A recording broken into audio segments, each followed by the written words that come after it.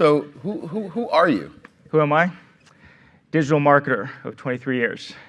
And kind of grew up in the trenches, seeing the entire arc of the evolution of digital marketing, and am concerned about where we are right now. Why? Because of the topic that we're talking about, the privacy. I think people are just starting to become sensitized to the topic of privacy. And I think a lot of that was precipitated by the Facebook Cambridge Analytica stuff, right? People just didn't know how much was being tracked of their lives and who sold their data to who and how they're being used. So when we were briefing for this, you had some concern about what was said yesterday at F8. What was the concerns? Well, I mean, bottom line is, I think a lot of the companies say the word privacy, but it really, we have to see how they actually do that. A lot of companies right now are jumping on the privacy bandwagon by using the term. But basically, in my mind, there's only one master you can serve. Right, so there's a constant tug of war between the needs of the advertiser and the needs of the person, right? So the advertiser needs more and more and more data to target the person, right? And all of it, they can say, oh yeah, it's for customization. We don't want to give them too much. We want to give them the right stuff, all that kind of stuff. So there's plausible reasons for it. And on the other side, the consumer needs privacy. So they're just now realizing just how much of their lives is being tracked. So they're trying to reduce the amount of data that they leak to someone that they don't know. So there's this constant tug of war between the needs of the advertiser and the needs of the consumer, the privacy needs of the consumer.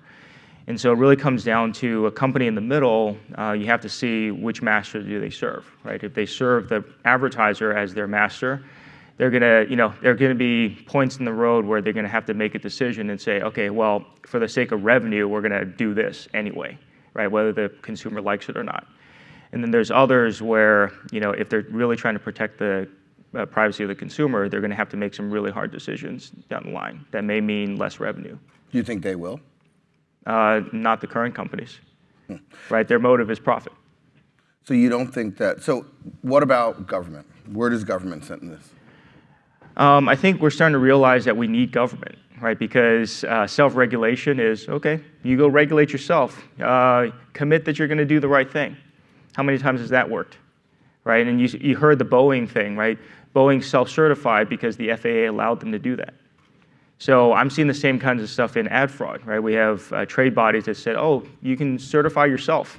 Just fill out a form and pay some fees and you're certified. Do you think that's going to work? Right, so I'm not a crook. Yeah. So basically, we do need government. But the thing is, how soon are those actions or laws going to actually take effect? So we can use GDPR and California's privacy rules as a model, right? So they exist now, but how long is it going to take for companies to adopt it, to comply to it? And it might take a long while for it to make its way through the legal system, right? Because I think there's going to be a lot of trials to kind of test it in court and see where it ends up, right? Because a lot of it's still left up to interpretation. So it's needed. We need to start on government regulation, and the fact that Facebook is calling for it is, okay, that's cool that they're calling for it. But we need it. They're doing that because they know the government's going to be too slow to. Yeah, they're already screwed, so they need to say whatever they need to say in PR. But is there any company that you think really cares? Not right now, because the entire ad tech industry is what you can call built on surveillance capitalism, right? You've heard the term. So basically, they rely on collecting data in order to target ads, and that is what they've been selling for the last 10 years. So at this point, all those companies are built on surveillance data, so they can't change overnight and not use surveillance data. So things like GDPR are creating ripples that are going to cause the existing companies to have to either do something new or create opportunities for new companies to come into existence that will actually be more on the side of the consumer. You talk about kind of the data adpocalypse that's kind of, what is the scariest thing that comes out of that? I think it's a good thing. I don't think it's a scary thing, because right now what we've built I don't think is really sustainable. Right? It's the pendulum swung too far to one side, where it's to the advantage of the ad tech companies entirely, and nothing is to the advantage of the consumer. right? So I think the pendulum is due to swing back the other way, and GDPR and some of these privacy awareness type things are precipitating that right now. But it's still going to be another 10 years before we really get to a point where it's more balanced, because right now it's not balanced. So as you think about kind of what we're proposing kind of on this stage this half day, which is how do we participate with consumers in probably one of their most private areas, what are the concerns that you have? What what would you recommend we think about? I think goes back to general principles, right? So good intentions are one thing. Can you actually build it into a product is a whole different matter, right? And do you want to? So I think, if we look at email marketing, right, we've done that for decades, right, or many, many years, and it's still a balance, right? People still hate spam. It's not like all of a sudden consumers love spam, right? Or maybe you love spam, okay. But the bottom line is— I hours perusing my spam filter, yeah. It's amazing. I mean, the consumer has certain needs, right? So they will periodically want something and they'll ask for it, right? But even to this day, you can think about the first-party email programs of certain marketers, right? So a retailer, a beauty brand, people have opted in. They said they want to receive the newsletter, but everyone is different, right? So this person feels like they're getting way too many email newsletters from the beauty brand, right? Because they get it once a day. And this other person feels like they're not getting enough. So when we get into things like messaging, which is the most intimate, right, like that you say, when I'm in that medium, I expect to have very short messages. I expect to be talking with a friend. So the question becomes, is the brand your friend? Not exactly, right? Sometimes you do want to have relationships with the brands. Sometimes for commodity products, you don't want to have relationship with the toilet paper brand. You just need it once in a while, right? So, I mean, is the brand a person that you want to just be friends with and text message or private message them? Probably not. So it's a new etiquette that has yet to be defined. And I think a lot of the stuff we can learn from ad tech as we know it today is what not to do, not what to do.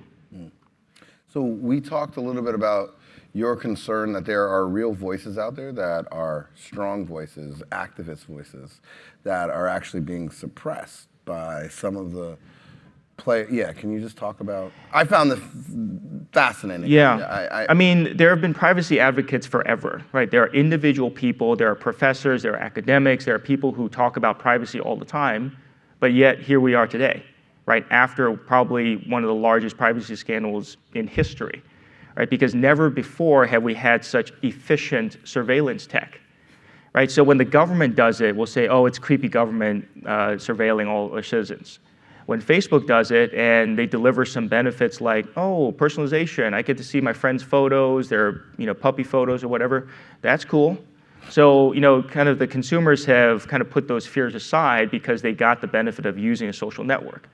But even movies have been made about it, right? The Circle and other movies have kind of talked about the dark side, right? And all the Netflix, what's that series called? Black Mirror, right? It's like ad tech. Mirror, don't insult Black Mirror. Okay, no, I'm not.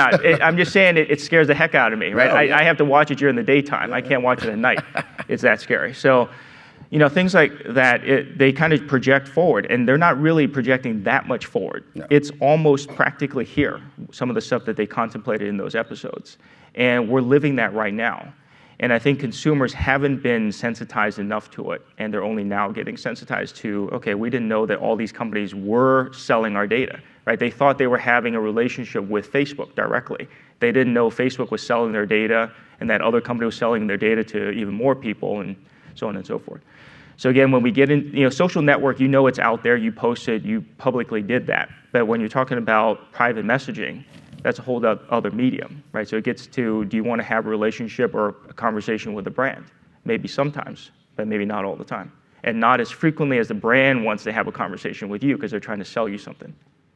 I think that's an interesting point too, but just coming back, I think you bring up something Look, I watch Black Mirror and say the same thing to you as you do, which is that's not that far away. And I think sometimes we forget if we go back far enough, not even far enough, but sci-fi predicts. Yeah. And it oddly has not been wrong. Like, so my dad, by the way, I meant to plug him selfishly. He's 91 years old. He's got an Instagram handle right now. It's Martin_Bough. We're trying to get him to 1,000 this week, so please help the cause. 91. But my dad, he's okay, but we went to the hospital for this thing. It was a scare, And the nurse was talking. The nurse said, hold on. And she spoke into her watch. Now, my dad has an iPhone. Like, he only sends me emojis. Like, he's pretty, but he was like, man. And he goes, I remember growing up watching Dick Tracy, and Dick Tracy would speak into his watch, and as kids we'd be like, imagine a world where that's possible. And he's like, and literally now it's like the nurse like, excuse me 1 second. Like, hey, old man, hello, yes, okay. But I mean, sci-fi tends to not miss, really, if we're brutally honest. And you're right, that's not that far away. If you were to, well, you can't go back. You can't put the genie back in the bottle. But if we're looking at this space, I think one of the things that we've talked about as we've talked about putting a coalition around it has been how do we really focus on what CAN-SPAM was able to do. But the reality, do you think CAN-SPAM was strong enough legislation? It was a step in the right direction, and it helped take out the laziest bad guys, right? Because it just made it a little bit harder, and there were some fines. So we need that in terms of privacy as well, because really it's Wild West. There's no rules right now. So we need something like that. It's not that that's going to solve everything, but it's going to be a step in the right direction, set some boundaries around what is possible and allowed and what's not. So I think those are all good steps in the right direction. And so what advice, just closing advice, would you give to brands or companies looking to kind of begin the journey into messaging? To the brands, it's going to be respect your consumer, right? Respect the consumer, whether they're your customer or not yet your customer.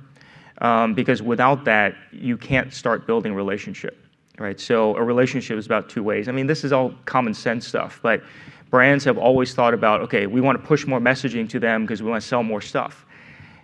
You can't do that as much, right? When you're having a dialogue with someone, like treat them as a friend, you got to show some boundaries and show some respect. And to the consumers, it's like, you got to protect your own privacy because no one else is going to do that for you, and certainly not the tech companies, right? Ad tech is built to monetize you, right? You are the product, as they say. So the consumers need to be more aware, and they need to take more action for themselves because no one else is going to protect their privacy. I love it. Is there one question from the audience? Or shout. Sure. I know that there's legislation pending, GDPR over in Europe and CAN-SPAM here, but what do you think of apps like, I think it's DataCoo, that actually compensates individuals for providing their data? Or Brave. Yeah. Brave, the web browser. What do you think of? I think that's not addressing the right problem. So some consumers, literally the ones who actually value making 5 cents every 10 minutes or something like that, might like those because you can't make that much off of that. So you got to think about who's the customer that's going to actually spend their whole day playing on that so they can get 50 cents. So all of that kind of stuff is, again, the difference between theory and reality, right? Some of that stuff may not actually pan out long term. But what Brave is doing, I think, is interesting because it compensates the publisher and the consumer, and it starts to remove more of the ad tech layers. So again, it's directionally correct. I can't say 5 years from now what it's going to do, but there are attempts at improving privacy and improving the ad experience as well.